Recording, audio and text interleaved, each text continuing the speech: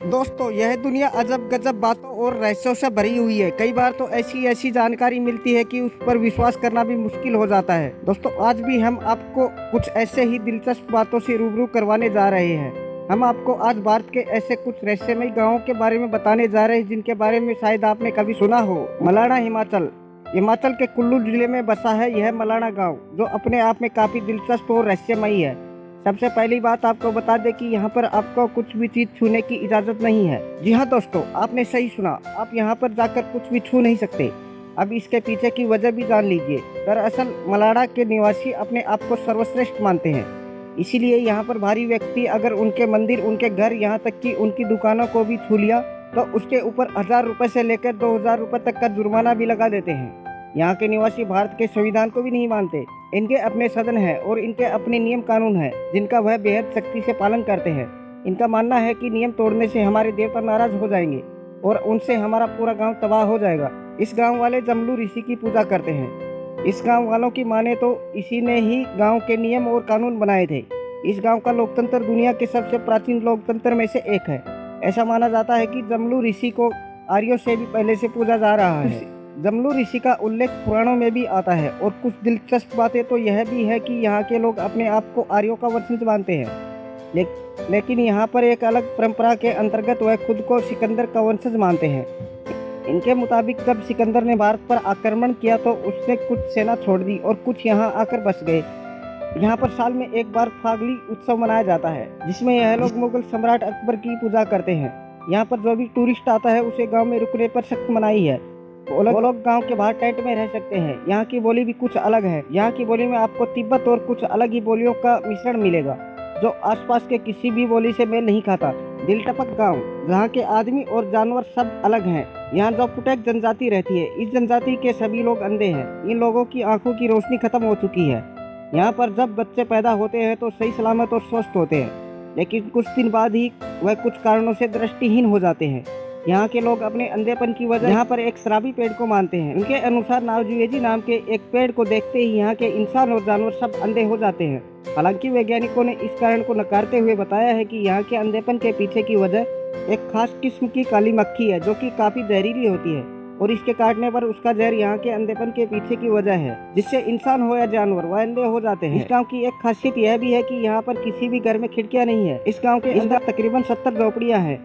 यहाँ पर लगभग 300 लोग रहते हैं, लेकिन किसी भी घर में खिड़कियाँ नहीं है। इसके पीछे की वजह भी इनका अंधापन है। आंखों की रोशनी चले जाने के बाद इन्हें सूरज की रोशनी से कोई फर्क नहीं पड़ता है, जिस कारण यहाँ किसी भी झोपड़ी में खिड़की नहीं है। मत्तूर गांव, बेंगलुरु से करीब 300 किलोमीटर दूर बसा है मत्तूर गांव। इस गांव की यह खासियत है कि यहाँ के इंसान आम बोलचाल की भाषा में कन्नड़ नहीं बल्कि संस्कृत का इस्तेमाल करते हैं। यहाँ पर बच्चों से लेकर बुजुर्ग तक, हिंदू से लेकर मुस्लिम तक सभी आपस में केवल संस्कृत भाषा में ही बात करते हैं। 10 साल के बच्चों को ही वेदों का ज्ञान दे दिया जाता है। यहाँ के गांव वाले बताते हैं कि करीब 600 साल पहले यहाँ केरल के ब्राह्मण समाज के लोग आकर बसे थे। तब से यहाँ संस्कृत ही बोली जा रही है।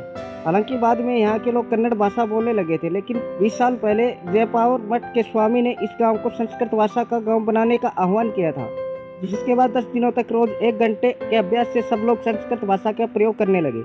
इस गांव में लगभग 500 से ज्यादा परिवार रहते हैं। मध्य प्रदेश में भी एक ऐसा गांव है जहां पर केवल संस्कृत में बात करते हैं। वह है राजगढ़ जिले का एक गांव, राजगढ़ जिले का जीरी गांव। 1000 लोगों की आबादी वाले इस गांव में लोग सिर्फ संस्कृत में ही बात करते हैं। गिरी गांव के लोगों को मानना है कि इस गांव का नाम मथुरा गांव से पहले आना चाहिए। जीरी में केवल एक ही ब्राह्मण परिवार है और बाकी परिवार अनुसूचित जनजाति के हैं, लेकिन सब लोग आपस में सिर्फ संस्कृत भाषा में ही बात करते हैं। कुलधरा गांव, रेगिस्तान में लिपटा एक वीरान गांव, राजस्थान में कई तरह के रहस्यों को समेटे हुए है। इसी में से एक है जैसलमेर का कुलधरा गांव। करीब 170 साल पहले इस गांव के सभी निवासी इस गांव को रातों रात छोड़कर चले गए थे।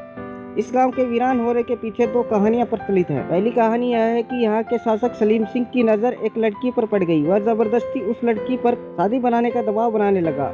हालांकि गांव के लोगों ने अपने सम्मान और अपने गौरव के खिलाफ इस तरह की शादी मंजूर नहीं की और वह इसी वजह से मुखिया ने फैसला लिया कि वह रातों रात इस गांव को छोड़कर चले जाएंगे और जाते वक्त उन्होंने इस गांव को श्राप दे दिया कि यहाँ पर कोई भी बस नहीं पाएगा। और दूसरी कहानी के पीछे यहाँ का शासक सलीम सिंह ब्राह्मणों के ऊपर बहुत ही अत्याचार करता था और उनके अत्याचारों से परेशान होकर ब्राह्मणों ने गाँव को छोड़ने का फैसला लिया। और जाते वक्त उन लोगों ने यह श्राप दे दिया कि यहाँ पर कभी भी कोई नहीं बच पाएगा, कहानी कोई भी हो। लेकिन यह सत्य है कि यहाँ पर आज तक कोई भी बच नहीं पाया है। इसके बाद आता है कोडिन्ही।